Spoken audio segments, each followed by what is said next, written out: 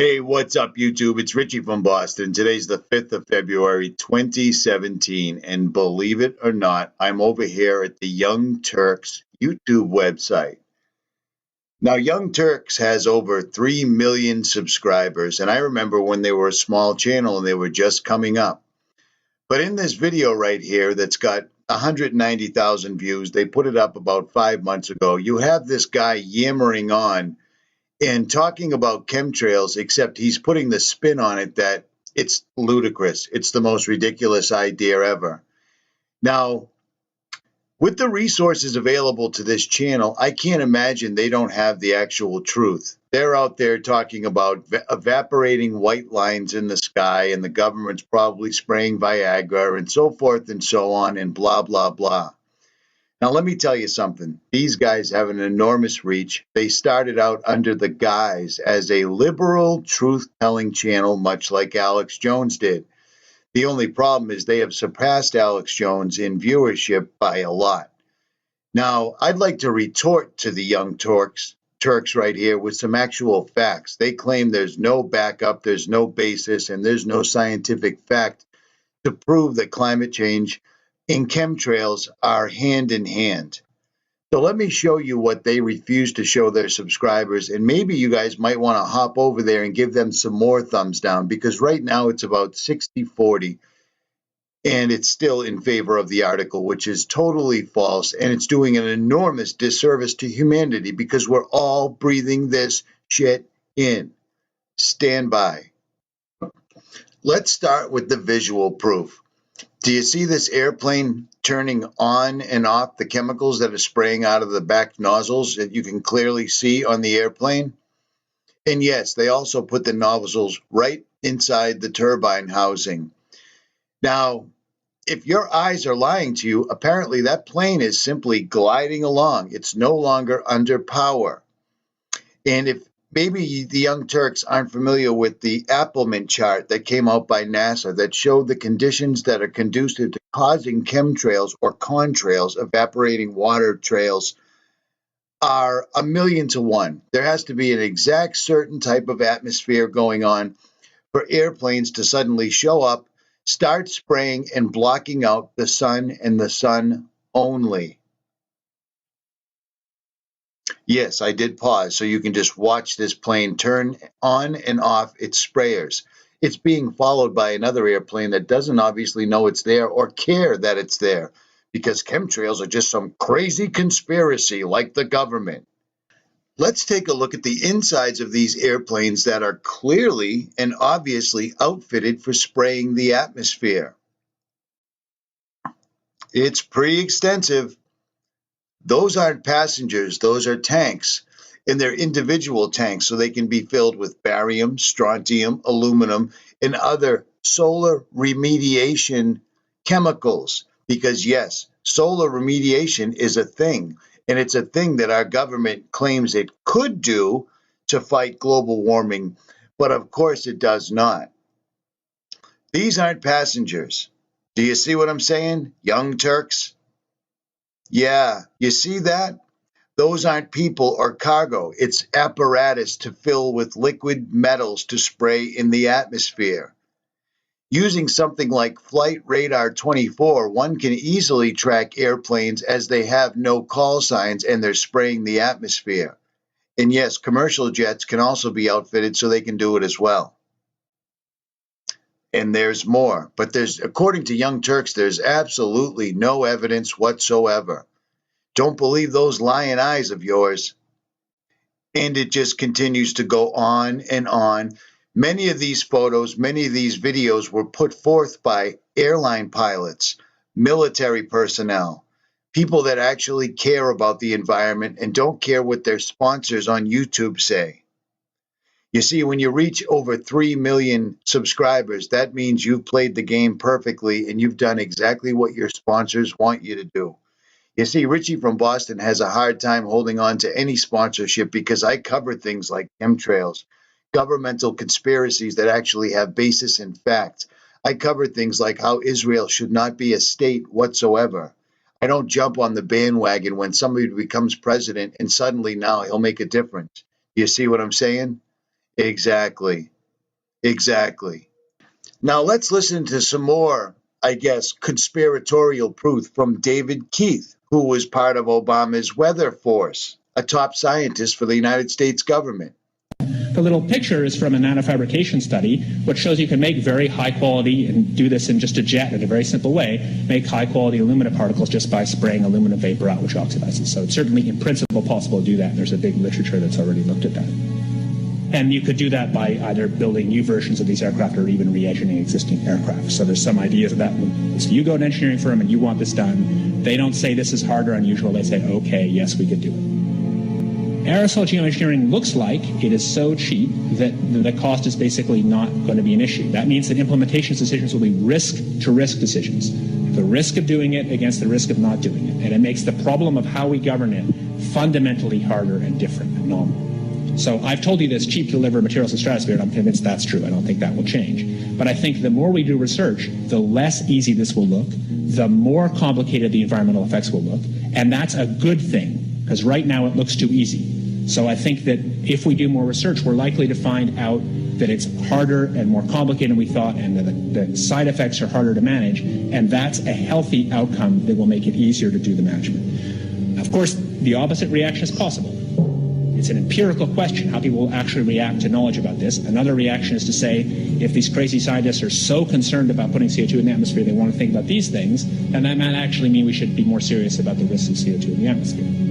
And by the way, it's not really a moral hazard. It's more like free riding on our grandkids. And by the way, it's not really a moral hazard. It's more like free riding on our grandkids. Numerous air quality studies, including from CARB, California Air Quality Resource Board, have named submicron-sized particulates as being particularly harmful for human respiration. Through all the discussions today, I have not heard any mention of this fallout, and has this been studied, and also the effects of a highly reactive metal like aluminum on toxifying soils and waters? The question is, what would be the effects of these materials on human health if they came down into the stratosphere, in particular small particles and aluminum? So the collaborators of mine working on the aerosol scheme are actually folks from Carnegie Mellon who focused on human health impacts. And while we haven't published it, that was the very first thing we did, was do the order of magnitude calculation in level pencil and paper, but with an expert on human health impacts about whether there could be an issue. And for aluminum or other particles, there are a lot of toxicological things that need to get looked at seriously. But if you're just thinking about the sheer number of particles and the human health impact of small particles, the answer is, well, we haven't published it. That was the first thing we looked at with some of the leading experts who do epidemiological research on human health impacts, and it's not even close to being an issue. So 10 megatons of aluminum dumped into the atmosphere would have no human health impact. So let me be more careful here. To separate out the toxicological, so the alumina we've only begun to research and published nothing. Alumina we've only begun to research and published nothing.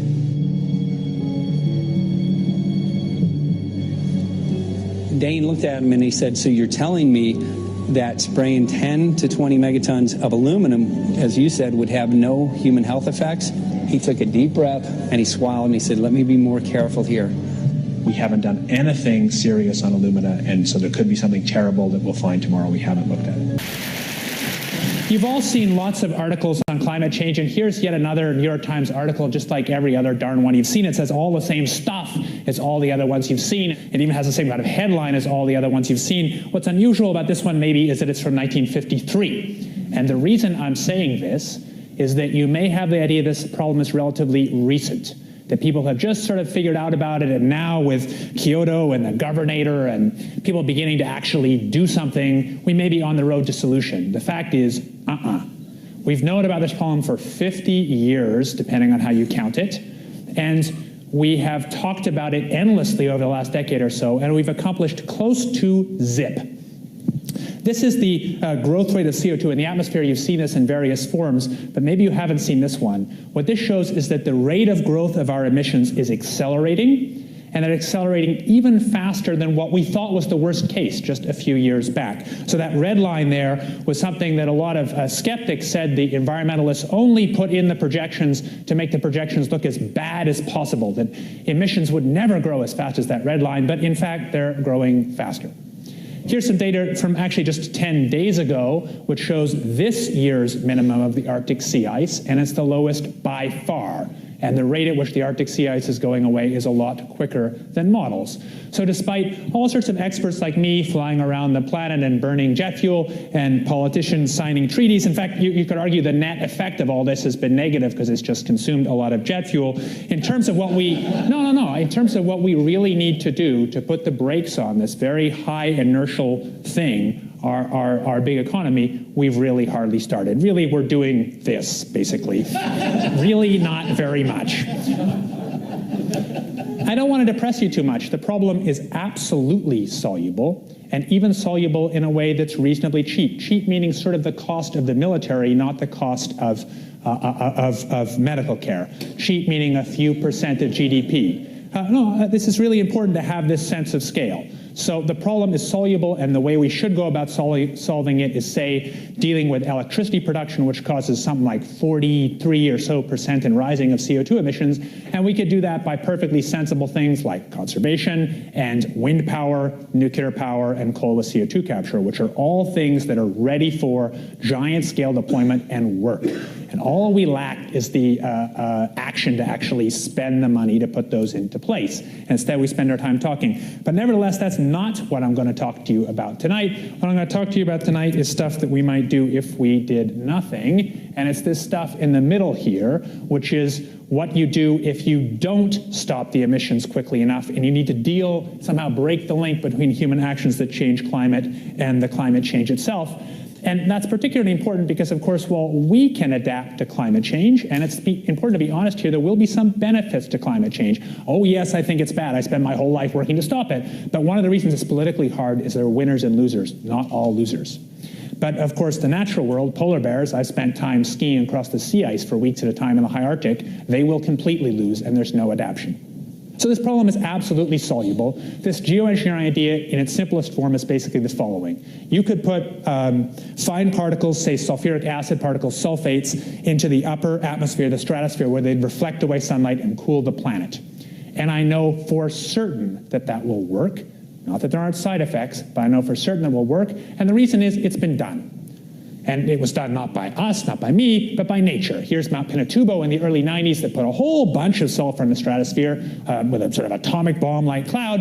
And the result of that was pretty dramatic. After that and some previous volcanoes we have, you see a quite dramatic cooling of the atmosphere. So this lower bar is the upper atmosphere of the stratosphere, and it heats up after these volcanoes. But you'll notice that in the upper bar, which is the lower atmosphere on the surface, it cools down because we've shielded the atmosphere a little bit. There's no big mystery about it. There's lots of mystery in the details, and there's some bad side effects, like it partially destroys the ozone layer, and I'll get to that in a minute, but it clearly cools down. And one other thing, it's fast. It's really important to say. So a bunch of the other things that we ought to do, like slowing emissions, are intrinsically slow because it takes time to build all the hardware we need to reduce emissions. And not only that, when you cut emissions, you don't cut concentrations, because concentrations, the amount of CO2 in the air, is the sum of emissions over time. So you can't step on the brakes very quickly. But if you do this, it's quick. And there are times you might like to do something quick. Another thing you might wonder about is, does it work? Can you shade some sunlight and effectively compensate for the added CO2 and produce a climate sort of back to what it was originally? And the answer seems to be yes. So here's the graphs you've seen lots of times before. That's what the world looks like under one particular climate model's view, with twice the amount of CO2 in the air. The lower graph is with twice the amount of CO2 and 1.8% less sunlight, and you're back to the original climate. And this graph from Ken Caldera, it's important to say came because Ken, at a meeting that I believe Marty Hoffert was also at in the mid-90s, Ken and I stood up at the back of the meeting and said, geoengineering won't work, and to the person who was promoting it said, the atmosphere is much more complicated, a bunch of physical reasons why it wouldn't do a very good compensation. Ken went and ran his models and found that it did. This topic is also old. That report that landed in President Johnson's desk when I was 2 years old, 1965, that report, in fact, which had all the modern climate science, the only thing they talked about doing was geoengineering. It didn't even talk about cutting emissions, which is an incredible shift in our thinking about this problem. I'm not saying we shouldn't cut emissions, we should, but it made exactly this point. So in a sense, there's not much new. The one new thing is this essay.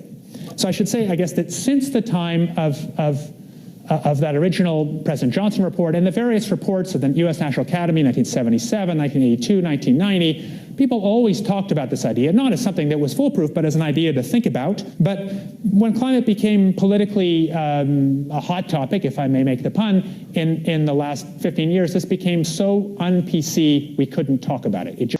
Now, what you just heard was David Keith, and then again David Keith, but he was on a TED Talk 9 years ago talking about this. And now we no longer even have a sun. We no longer can enjoy the sunset because the sun is blotted out by thick clouds at all times that show up in long straight lines like this that remain in the atmosphere. They actually spread out as opposed to dissipating, and they combine with each other to form a large synthetic web or a shade in front of the sun, much like David Keith was talking about. So that kind of throws your evidence not being there out the window now, doesn't it? As far as scientific testing of rainfall and other things like that, well, I'll show you one of many where barium, aluminum, and strontium regularly show up in places like Mount Shasta, where there is no natural occurrence of it whatsoever.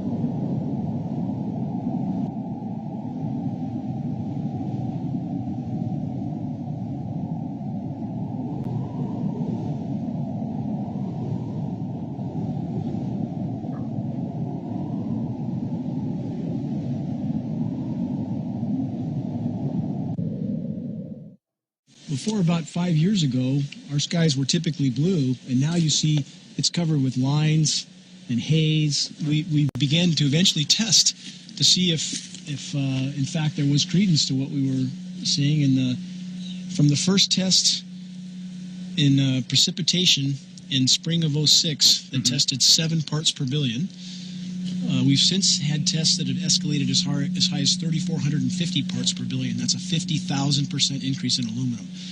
I sent this water, see it's right there, it says backyard rain gauge. Aluminum, 1,010 micrograms per liter of aluminum.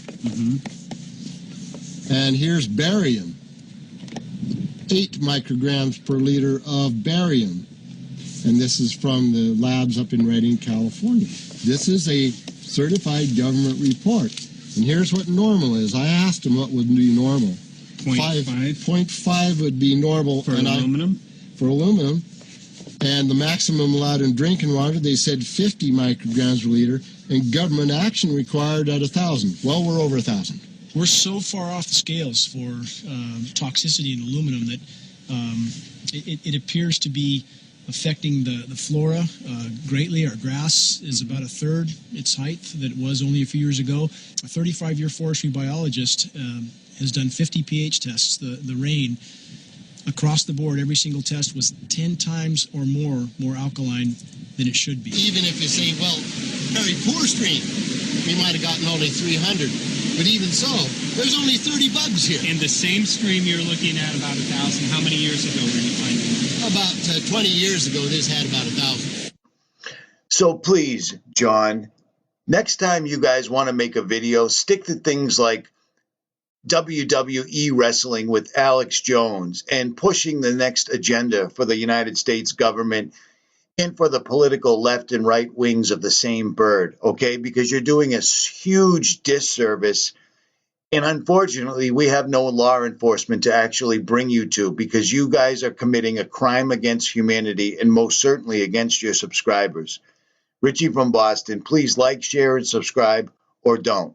I'm out.